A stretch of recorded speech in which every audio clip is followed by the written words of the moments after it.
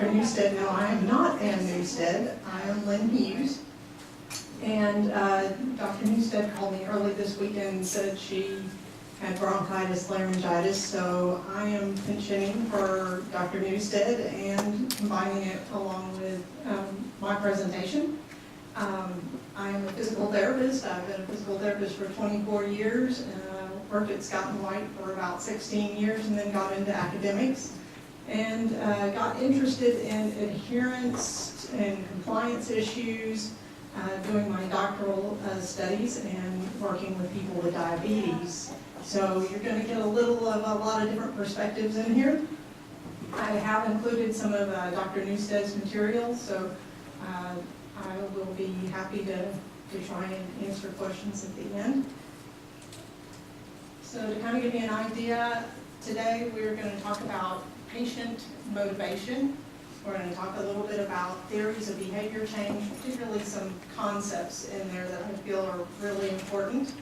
And take a look at lifestyle changes, some of the current trends in lifestyle changes, current recommendations for exercise. And then I'm going to introduce a couple of techniques, cognitive mapping and motivational interviewing, that I've found that are very helpful for getting people to be motivated and to come up with their own solutions for change. And then I hope that then you can take these tools and consider them for use with your own patients. With these first few slides, if you watch and read along, in the American dream, in our golden years, we want to be able to travel and relax. Some people might take this a little too far, though, and go to unhealthy behaviors. And as health professionals, we know where that might lead. While other people have had a lifetime of active living and being well, and some people even push past barriers that they run into in their older years. So when we have people that don't take our advice and don't follow what we've asked them to do, we sometimes get frustrated. And as health professionals, that often turns into sarcasm sometimes in our interactions with our patients.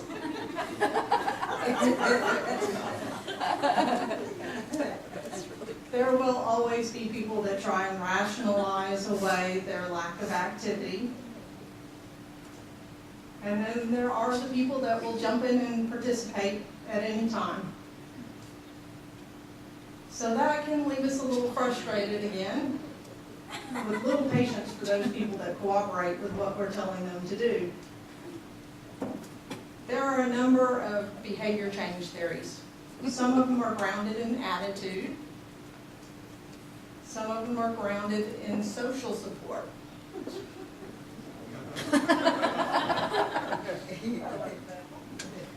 So no matter what the motivation, some people have demonstrated a lifetime of active living, and others have not. Unfortunately, there's more that don't than do. So again, as health professionals, where does this lead us? How do we motivate our patients to be more active? There are three concepts that are well grounded in the current health behavior models. Those are readiness, importance, and confidence. Readiness is associated with the trans-theoretical model of change, or you may have heard it called the stages of change. And in the stages, there are 5 stages. Pre-contemplation, these people are not thinking about change at all. They have not considered the consequences at all. They're in the, why should I change stage. Contemplation, they know that there's reasons to change. They may even think about ways that they might change, but they have taken no action at all. Preparation, these folks are thinking about what they need to do to change. So do I need to get some clothes to exercise in? Do I need new shoes? Do I need to join the gym?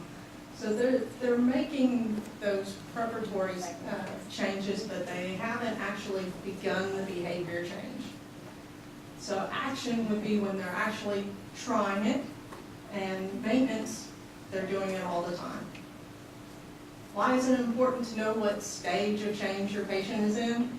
It's because they found that people that are in the pre-contemplation stage are not likely to make a change, so we need to help people move up in the stages of change. So this was a study that was done with smokers over 18 months of time.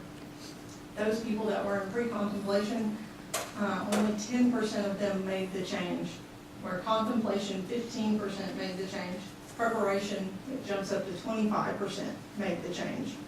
So we need to try and advance them through those stages in order to make them more likely to make the actual behavior change.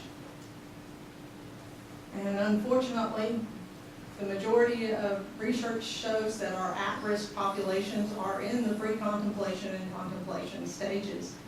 So we need techniques to help move them to that preparation.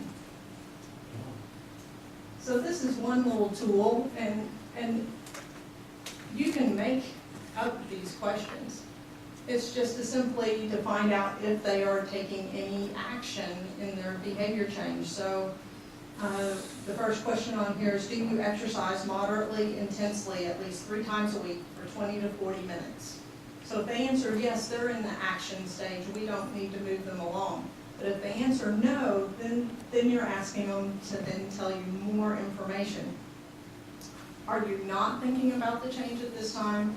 Are you thinking about the change? Are you preparing to change?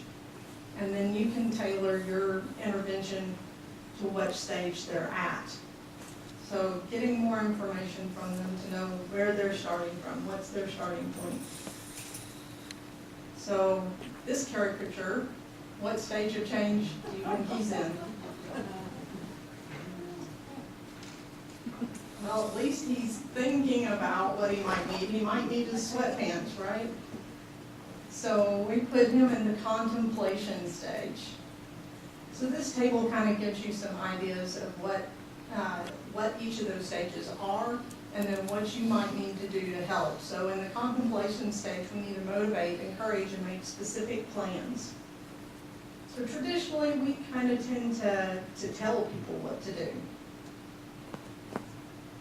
This is another tool you might use to find out where they're at. It's just basically a pros and cons list. So if I stay the way I am, what are the pros and cons to that? If I decide to change, what are the pros and cons to changing? And then have them do a little benefits cost analysis. So if I don't change, what would that mean to my life? And if I do change, what would that mean to my life? The importance and competence rulers, you can make up the questions on these as well. So the question on here currently is, how important is it to you that you control your blood sugar? And on a scale of 0 to 10, how important is it? 0 is not important at all, 10 is very important. So you want to ask them about their importance and how confident they are to carry that out. Why is that helpful? Well, again, the more confidence and more importance they place on the behavior change, the more likely they are to carry it out. So if you know they think it's important, but they're not very confident they can do it, then you can ask more questions about, what are the barriers to you being able to carry out this behavior change? What can I do to help you to overcome those barriers? So currently, adherence rates are not very good. Medications and research has generally been shown to be 50 to 60% adherence. Lifestyle modifications with people with diabetes runs anywhere from 20 to 50% on making those changes. So we need to do better. So what can we do better? Obesity trends. We know obesity is a growing problem. It is projected to even be a larger problem and is highly associated with type 2 diabetes. And the severely obese individuals are 20 times more likely to develop diabetes. The lack of activity is also highly connected to diabetes. And in the United States, all adults, about 60% of them are not doing the recommended level of activity. In fact, 25% of them are doing no activity at all. If you divide that down by age and sex, it looks even worse. So on the diagram there, for women 65 years and older, only 8.4% are getting the recommended level of activity. So what kind of problems do we have with inactivity and obesity? Well, it soon can become the number one determining factor for mortality in our country. But we know it's associated with a number of medical problems, including the type 2 diabetes. And the risk of developing the type 2 diabetes increases, again, with age. The inactivity, you can look at a relative risk of mortality with inactivity. So this study looked at the number of hours per week people participated in activity. And when it's at less than 1 hour a week, the relative risk is at 1. When you add more activity, that relative risk decreases. So at 7 hours of activity a week, it's more like 0.6 on your relative risk for your mortality. So it makes a difference. Again, our sedentary lifestyle tends to increase with age. So not getting as much activity in the elderly population. The good news is research has shown that the elderly population can benefit just as much as the younger population from activity. So what are the benefits of physical activity? It helps maintain our independence, our quality of life, health, energy. It can actually have physical improvements in balance, in our bone density, and the strength of our muscles. It helps us with endurance, maintaining a healthy weight, getting good sleep, decreasing blood pressure, blood sugars, and cholesterol. And it helps with cognition, it helps with memory and concentration, helps decrease stress and anxiety, helps with mood and depression. You can say mute. Our remote locations, we're getting some feedback from you guys. Could you mute your mic?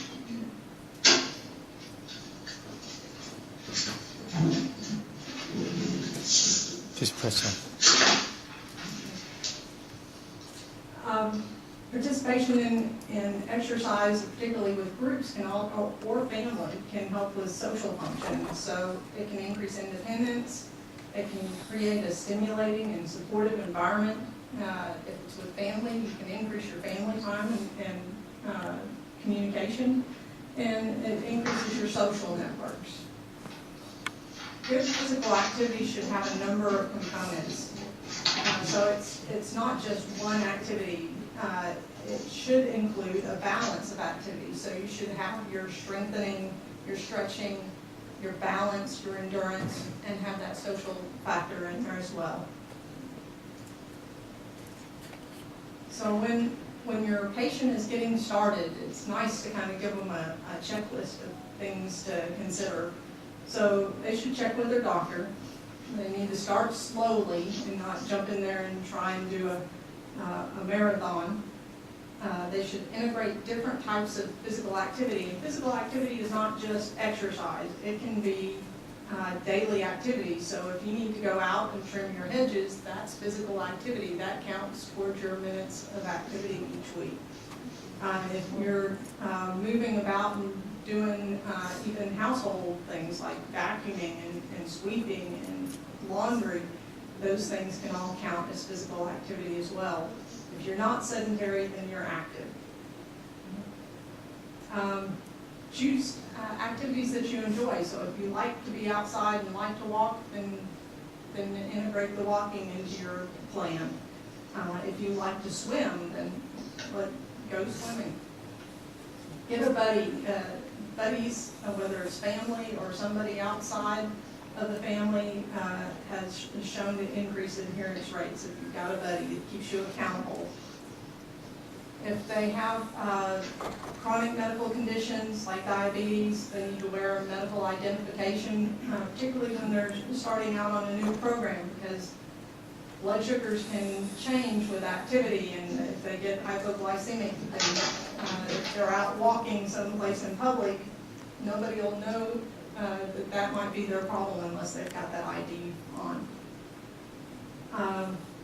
Anytime they're starting a new activity with diabetes, it's good to check the blood sugars and see what the reaction of the body is. Check it before, during, and then after you finish the activity.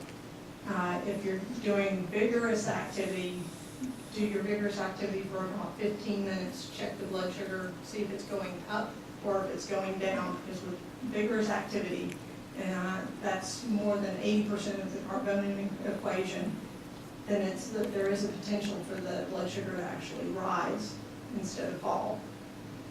So if it goes up, they need to stop. And if they tend to drop in their blood sugar, become hypoglycemic, or if they're starting out at low levels of blood sugar, 70 to 100, then they need to have some fast-acting carbohydrate there to take. If they're already starting low, they take it before. If they know they're going to sustain an activity for 15, 30 minutes, then for every 15 minutes of activity, they need to take in about 15 grams of carbohydrate. So as they exercise, it'll drop. So getting started, there on the right-hand column there is kind of the detailed list of considerations for getting a graded exercise test before beginning an exercise program. Kind of more of the general rule is on the left. If you've been inactive, so you haven't been doing any exercise. If you have diabetes, then yes, you probably should have a graded exercise test before you try and do anything that's more than a everyday living activity. And one way to define that is if it's more than a brisk walk. So if you're just going to go out and do a nice stroll and start off with that kind of activity, you're fine to do that without a graded exercise test. But if you're going to go out and try and run, then you need that graded exercise test first. If they have chest pain, high blood pressure, heart disease, then those things need to get checked out by the physician and perhaps have a graded exercise test before beginning an exercise program. So if they have any complications of diabetes, these things need to be considered for safety before starting an exercise program as well. So if they tend to have hyperglycemia, so if they are type 1 diabetic, they're running 250 or higher, and then they need to check their ketones. And if there are ketones, then they should not exercise vigorously. If there are not, then they can go ahead and exercise. It's always good to monitor what that exercise does to their blood sugar when they are initiating a program to see exactly what response they're going to get from their body. Everybody is different, so the only way to know for certain is to monitor. Some other kind of tips for the people that tend to be hyperglycemic. If they're feeling well and they're well hydrated, that's going to be safer than if they're not feeling well and they're not well hydrated. And again, if they're doing vigorous exercise, you can actually increase the blood sugar. If they tend towards hypoglycemia, the low blood sugar, particularly if they're on insulin, and then there's a category of those meds that I'm no good at pronouncing, the sulfa. There you go. Thank you. So the oral medications, that category, then they tend to go lower on their blood sugars when they exercise, so they need to know what they're starting out at before they actually begin the exercise. Again, 70 to 100. They need to have something before they begin their exercise, and 15 grams of carb every hour of moderate intensity exercise. For retinopathy, definitely need to have advice from your physician on the retinopathy, but again, general guidelines, no head jarring activities. So boxing is out for these folks. Avoid Valsalva, which is really common in weight training. People tend to hold their breath in Valsalva, particularly if they get a little heavier on the weights. That can easily be avoided. You just have them count as they're lowering the weight, which is usually the time the eccentric contraction is when they tend to hold their breath. So, but you can have them count during the whole cycle. So if they're doing bicep curls, have them count 1, 2, and then 1, 2, 3 as they lower it. And if you're counting and breathing out loud, you can't Valsalva at the same time. You want them to avoid positions where their head is lower than their waist. So again, weight training is probably one of the danger activities there, bending over and picking up heavy weights from the floor. You don't want their systolic blood pressure to rise more than 20 to 30 millimeters of mercury above their resting blood pressure. A few more peripheral neuropathies. You don't have good sensation. They may not have good proprioception. Then non-weight bearing activities such as swimming, bicycling, doing more upper body workout. The upper body ergometers may be more appropriate for these people. If they have autonomic neuropathy, these folks would probably benefit from the graded exercise test before starting a program. They may not have normal blood pressure response to exercise, so that would be good to know and have that tested. Look for signs of that silent ischemia, so dyspnea, diaphoresis, orthostatic hypotension. So monitoring blood pressure and heart rate during exercise would be important with these people. Kidney disease, this one's a little more iffy on if you need to monitor them or not. Again, graded exercise tests may be a good idea before doing activities that are any more than everyday living kind of activities. But their systolic blood pressure, again, should not rise above 180, and no Valsalva, and avoid the high intensity aerobic exercise. So kind of some more common sense things that we hear more about are the foot care, and particularly with the diabetes. You want to have them check their feet daily. This can be problematic if they don't see very well, if they are not as flexible as they used to be. So they can try using a mirror. You can have them actually check their shoes and their socks every day to make sure there's no drainage that they may be unaware of. They need to wash their feet daily, dry them completely, particularly between the toes. Don't want them to use lotions that have perfumes in them. So the old Vaseline intensive care lotion is a nice lotion to use. Avoid going barefoot. That's a tough one. If they like running around the house barefoot, they are hard to break at that habit. And it gives them more feedback. So when you're barefoot, you actually get more proprioceptive and sensory feedback from the ground, so you may actually have better balance with those shoes off, and they may feel more comfortable with the shoes off. But there are all kinds of things on the ground, even in your house, and people track in sandburrs and things like that, and they get stuck in the feet. My dad's the worst about that. He's diabetic and cannot get him to put sandals or shoes on in the house. You want to avoid excessive hot and cold and moisture with the feet. If they take tub baths, they need to test the water. I usually have them test with their hand or even on their forearm.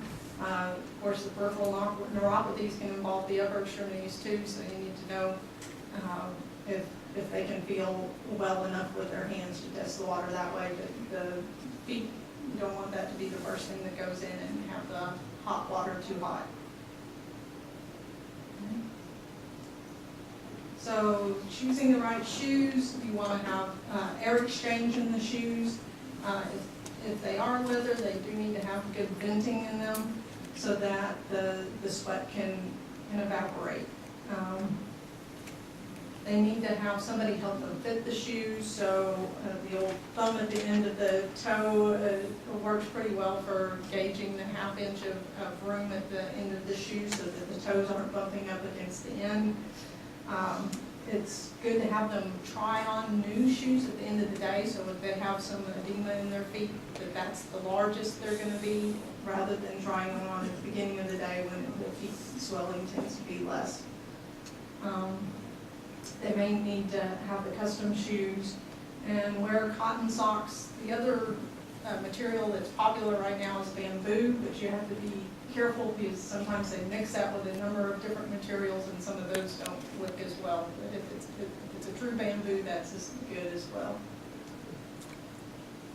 So what activity should they choose? Well, it should be something they enjoy, something that it's convenient to do, something that's accessible, and if possible, have a little variety in their activities. So they can do walking, they can do swimming, exercise class, they can do swim water classes, they can do sports, they can lift weights, they can use elastic bands at home, they can take a Tai Chi class or a yoga class, dancing, join a local senior class. If they have limitations, then choose something that they can work with those limitations. If they need a cane to have additional support when they walk, then encourage them to use the cane when they walk. Sometimes that can require a little encouragement because particularly if they're joining a group, they don't want to look different than the group and nobody else in the group using the cane. So you may need to encourage them to go ahead and use what they need in order to participate safely. And then there's exercise sitting. So there's sitting classes, there's sitting videos. So even those people that are in a wheelchair can participate in exercise. So start off slow. You need to start off with a warm-up for about 10 minutes. And then ideally go to 30 to 60 minutes of moderate intensity exercise. So what are the guidelines for the number of minutes and the number of days? There are multiple articles out there in the literature on what you should do. This is kind of a compilation of those articles, and generally you want to get up to 30 minutes of that moderate intensity exercise 3 to 5 times per week. Okay? And then you can break that down, just general physical activity. You're walking to the mailbox, going shopping, those kind of things. You want to do something active like that every day of the week. Aerobic activities where you're doing a brisk walk, swimming, biking, those kind of things, 3 to 5 days per week. Strengthening activities, so generally we think of weightlifting, but it could be resistance bands, something that's stressing the muscles 2 to 3 times per week. Flexibility exercises, your stretching, should be 2 to 3 times per week. Balance activities. Balance activities have become a more well-accepted component of physical activity and more necessary than what it used to be 20 years ago. So things like the Tai Chi, the dancing, anything that requires some balance. And that can be sitting as well. It can be sitting activities. One day a week at least, and up to 7 days a week. And functional activities are things like sit to stand out of a chair, transfers, getting in and out of the shower, practicing those kinds of things, and doing things like stair climbing. Those things you want to do most days of the week as well.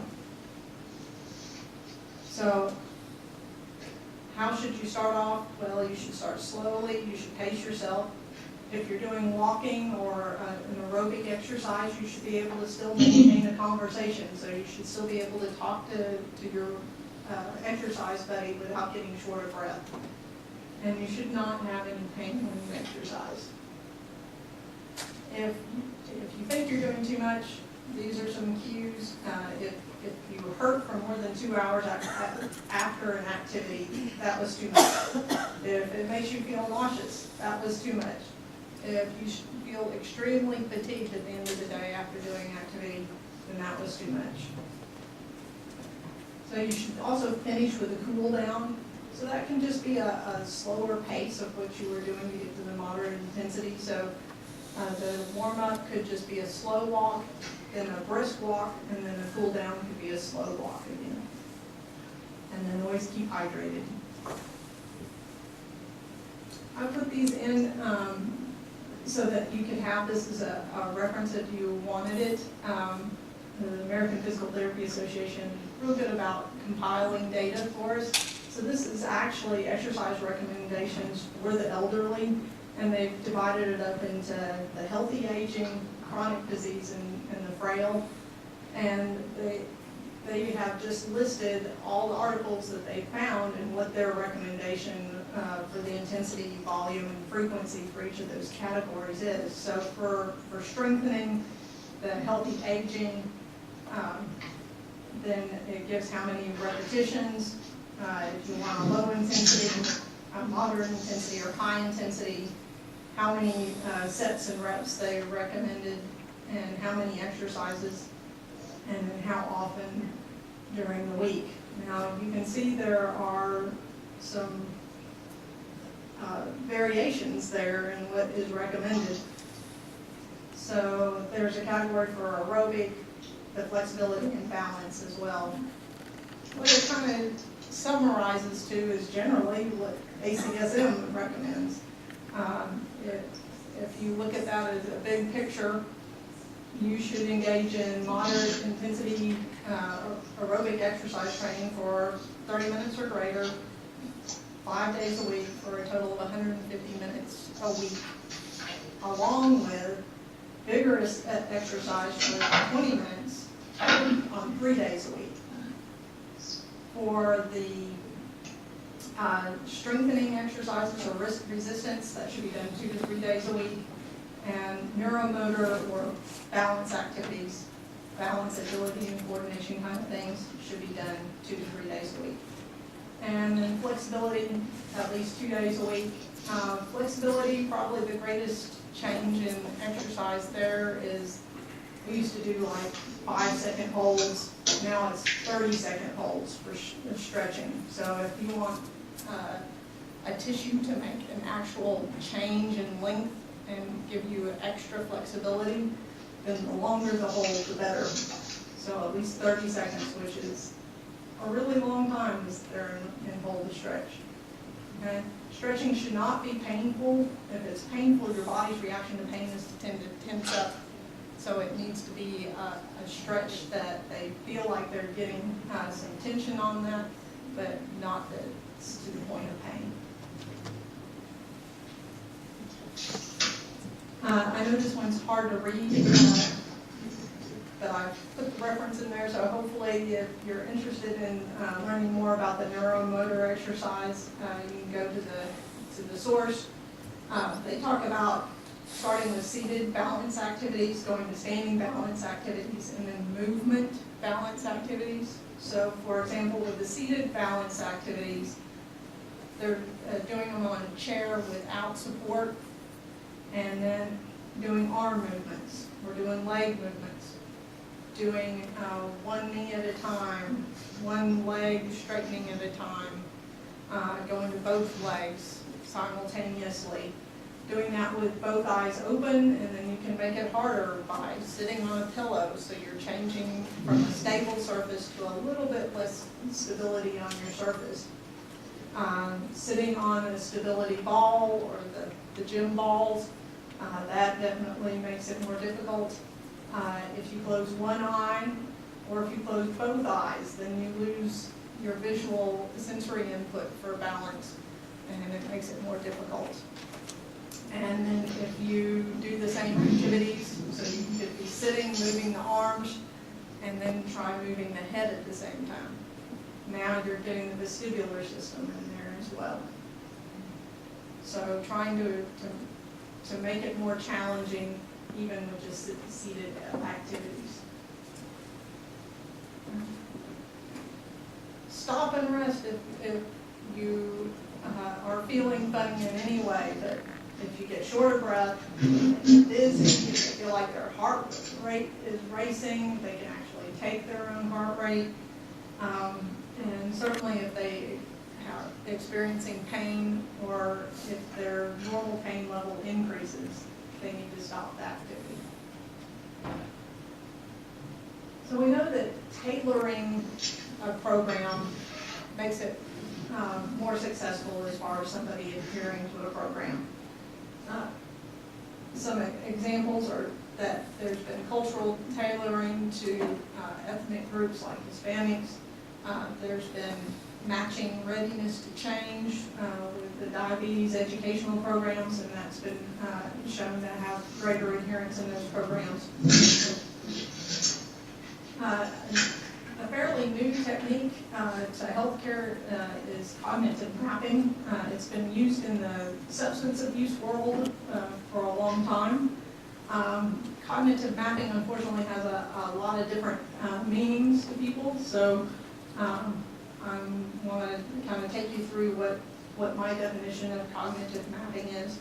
But it's been used in substance abuse counseling, management and operations, fruit and vegetable intake research, and with illness, and used to tailor individual programs, and again, shown to be successful in increasing adherence rates. So I use this with my doctoral studies, and asked people that were newly diagnosed with diabetes one question: when you think of living with diabetes, what comes to mind? And I gave them a stack of Post-it notes and asked them to write a single word or a phrase on each Post-it note. And then once they, and it could be anything that came to mind. They were given an open book to write anything they wanted to about. And then I asked them to put it on a poster board.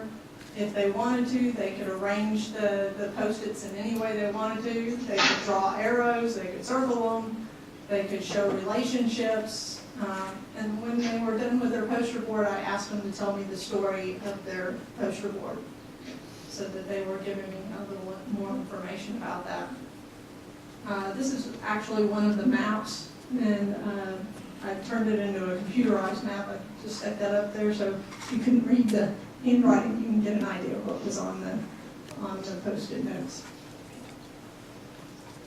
So I did this with adults with type 2 diabetes. There were 7 men and 9 women. The average age was 48.4, and there were about half of them were white and about half Hispanic. One of my slides got deleted there.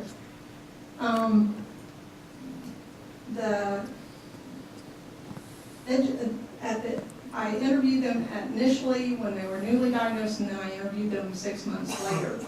And in my naivety, I thought everybody would go to the diabetes education class because there were free classes, and I even gave them the phone numbers to call and everything. And they were all gung-ho about getting more education. but only 6 of them attended a formal diabetes education class. One, the physician, his primary care physician was kind of a personal friend, so he got some advice from his physician. But 9 of them had no formal diabetes education. And I found that really interesting because when I followed their BMI, all but 2 of them actually did have results and decreased their BMI. The 2 that increased, one was very high on his blood sugars. He was over 600 when he was diagnosed and hospitalized. And so I think getting control of his diabetes, he actually gained a little weight. And the other person that increased on their BMI was a person that developed a musculoskeletal problem over the 6 months and actually decreased her physical activity instead of increased it. And one person, I did not get a follow-up data point on their A1C or fasting plasma glucose, but everybody else dropped their A1Cs as well. So they made lifestyle changes. So just to kind of give you an idea of their change over time, when I initially interviewed them, this is kind of the classic case of what they were talking about. They were talking about being scared. They don't want it to get worse. They're thinking about their family, thinking about having to remember their meds, insulin, more doctor visits, having to be more active, get more rest, eat better, change their habits, do more exercise, having to plan meals and snacks, no sweets, restrictions, glucose monitoring. So a lot of thoughts about what they have to do, what they need to do. These are the categories on analyzing the Post-it notes on what they were thinking about. So there were 71 individual Post-it notes on what they need to do. There were 40 on their concerns. That could be concerns about family, that kind of thing. 30 talked about I'm sick, and it goes on down. I'll give you some examples of exactly what they wrote. So these were some of the Post-its on I need to eat more fruits and vegetables, watch what I eat. These were their concerns. Will my children have diabetes? Can't afford to eat right. It's expensive to have the doctor bills. I'm sick. I'm restless. I don't sleep at night. Go to the bathroom too much. I don't want diabetes. That it's scary. They're angry.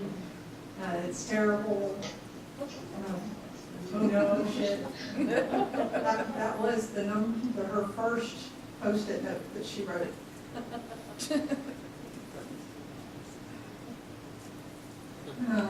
Loss. They lose control, lose their freedom. They are losing their ability to make the choices that they normally would make. The things they can't do anymore, no sweets and no sugar, no white bread, no Mexican food. And fears and complications, so are they going to lose a limb? Are they going to die because of this? And then their medical management kind of things. They're going to have to check their sugar. They're going to have to do insulin injections, have more doctor visits. And then they also had their coping strategies in there. I'm going to check my attitude. I'm going to be positive. I'm not going to let diabetes get me down. So this is another example of an initial map. I felt like this was one of the more negative initial maps. They had resentment, loss of choice, loss of self, loss of control, shots, not done, no bread. And it's a burden. Eating vegetables occupies my mind constantly. Loss of life, loss of limbs. This was his return map at 6 months. Knowledgeable, controllable, manageable, livable, encouraged, blessed.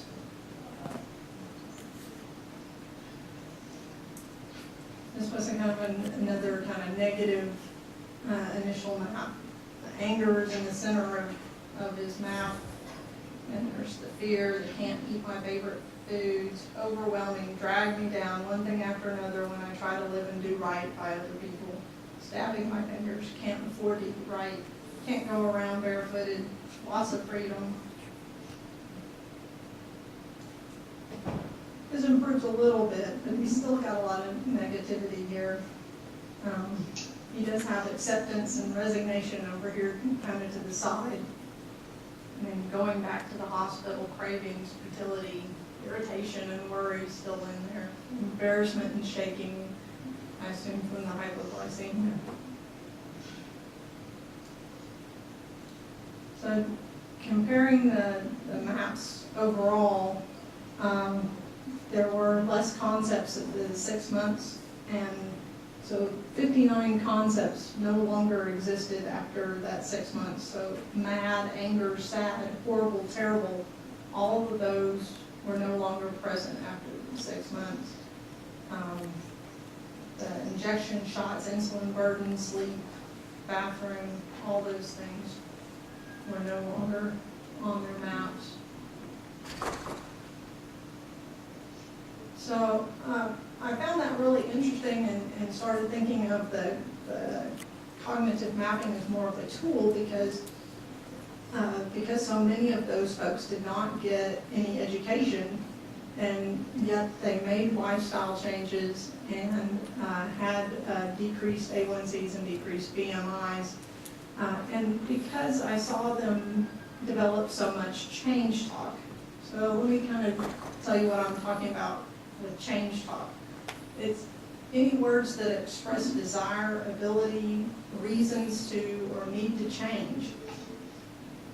So if somebody says, I have to quit smoking because of my asthma, or I have to keep my drinking down so I can still drive the truck for a job, that's change talk. And there's different degrees of change talk. Some people might just say, oh, I might do that, or I plan on doing that. But when they say, I will do that, that's a higher level of commitment and they're more likely to do it. So again, change talk comes a lot out of the substance abuse world, and the higher the commitment, the more likely they are to follow through. So if we go back to the Post-it notes, all these things that are need to, I need to drink more water, that is actually producing change talk. Even the things that they said were the no's, the things they can't do any longer. These are, again, self-identifying things that need to change. And even the medical management things they're going to have to do, checking the blood sugar levels. All of those are considered change talk. And again, in the substance abuse world, the thing they use to help elicit more change talk or get a greater commitment to the change talk is motivational interviewing. So motivational interviewing gets the individual to express the desire, the need to, the ability or the reasons to make a change, then commit to that change, and then actually make that change. So it's more of a collaboration than a confrontation.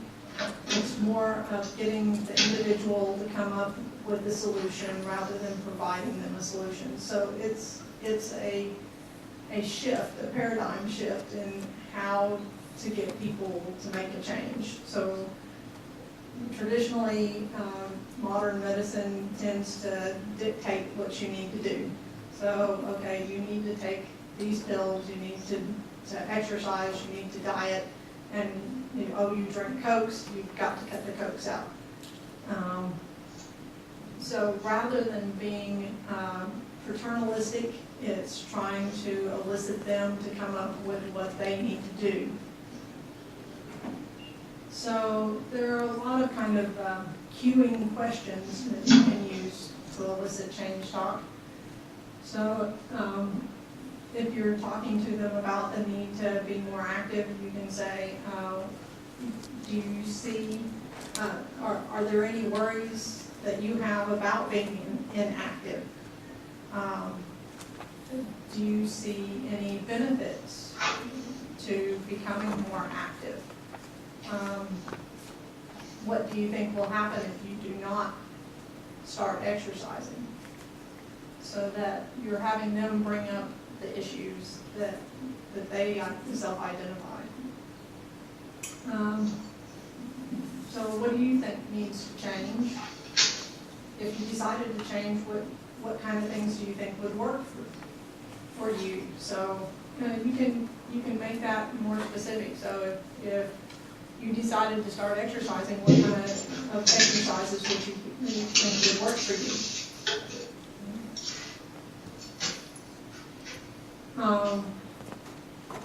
Of the things that concern you, what are the most important reasons to change? And what concerns you about changing? And you can kind of follow up and work on the commitment level on that as well. So if they say, I would like to begin exercising, but I'm not sure I can afford to go to the gym, maybe they're not sure they have time to do that. So, how important do you think it is to make this change and join the gym? Then get them to give you a number. So if they say, oh, I think it's about a 5, then you can say, okay, you gave it a 5. Why did you give it a 5 rather than a 3? Why is it that important to you? And get them to voice their concerns. So that, again, rather than just saying, oh yeah, you need to join the gym, it's getting them to work through it in their own mind and come up with the solutions. Another way to probe is with a confidence ruler again. So how confident are you in being able to increase your activity level? And then if they pick a 2, why did you pick a 2? What barriers do you see in being able to increase your activity level? So coming up with a plan to change, you can summarize what you're hearing them say and make sure that you're understanding them correctly, and that you're not making any assumptions that aren't there, and see if they're wanting to change. A lot of people will go through this very slowly, so maybe they think it's a good idea, but they don't think they can do it right now. Even just repeating that back to them. So I hear you saying you think exercise is a good idea, that you might really benefit from it, and that you know that it could make you more healthy, but you don't see how that can fit into your routine right now. Can you work on your schedule and see if there's a time that it could fit in? Is there somebody that you would like to spend more time with, maybe your daughter, and maybe you could both exercise together? That way you're getting the benefits of the exercise, but you're spending more time with your daughter as well. So that way you're acknowledging what they're saying to you and confirming that information, and yet maybe advancing in their readiness to change a little bit as well. The major component to motivational interviewing is that you're asking the questions and not telling them the solutions.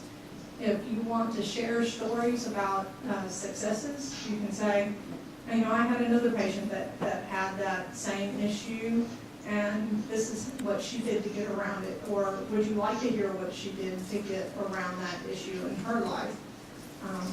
That way you can give suggestions without making it a paternalistic kind of relationship. And then follow up, because if people are just in those early stages of pre-contemplation or contemplation, they may not jump directly to action, though we would love them to do that, and occasionally people will do that, but the majority are going to move a little more slowly, so you need to have a follow-up and a systematic plan for that follow-up. And anytime you make people accountable, they're more likely to come back and say, yes, I did that one little step. Yes, I did investigate where the gyms were around my house.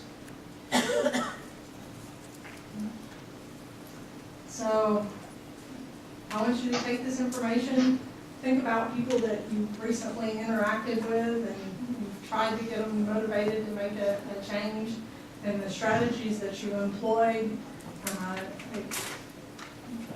Everybody tends to be a little paternalistic when we have the information, we know this can help. But try and think about using maybe a single question like a cognitive mapping and trying to get more information from the patient. Get them to come up with the things they need to do and the things that they have to do and how they're going to be able to make those changes. So, and even the readiness to change scale. Are you doing this? No. Okay. Are you even thinking about doing that? So that you can maybe just provide some information on reasons they should think about contemplating a change. So now that we've talked about these tools, I hope you can think about how you could apply those to the patients that you're currently seeing. Any questions? Yes. How long did it take you to do the cognitive mapping? That's a good question, and it varied greatly from about 5 minutes, and the number of Post-its used by each individual varied greatly. So the smallest number of Post-its was 7. The greatest number of Post-its was 48. And the longest interview was an hour and a half.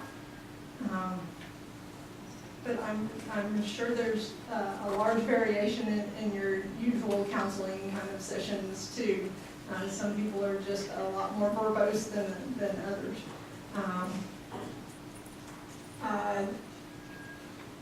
The question that I asked was very broad, and I think if my theory would be that if you ask a more specific question, then you're going to have less time to devote to that. But the average, I believe, was 21 minutes.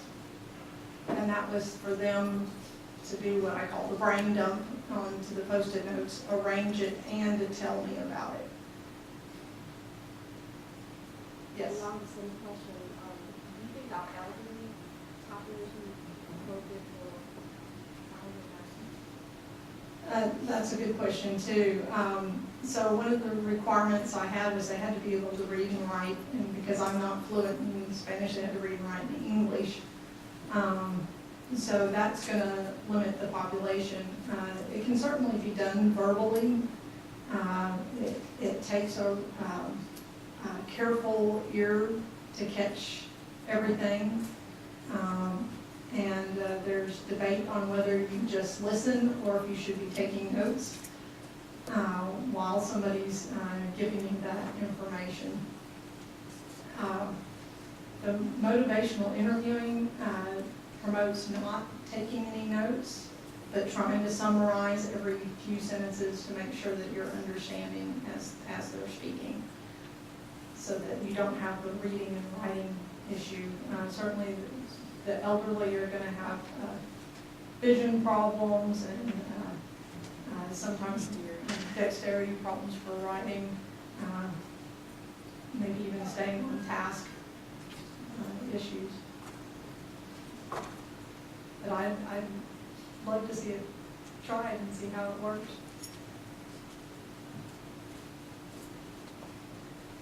Any other questions? I guess that, do you employ baby steps in that stage of change model? Yes, definitely. Most people move one stage at a time. They usually don't skip steps, so if they're in contemplation, they usually don't move directly to action. They usually go to the preparation stage. And so they're going to start with, okay, now I understand why I need to make the change. What am I going to have to do to make this change? What, do I need tennis shoes? Do I need to find a walking trail? Do I need to find a buddy? Do I have to go and get my medical alert bracelet so if I have problems, the EMTs know what's my major problems are.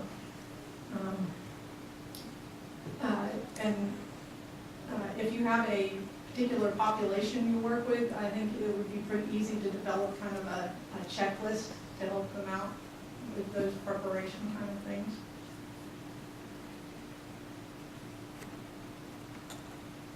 And I think the motivational interviewing, cognitive mapping could be used there as well, because you can say, okay, do you see any barriers to being able to prepare to get ready for starting an exercise program?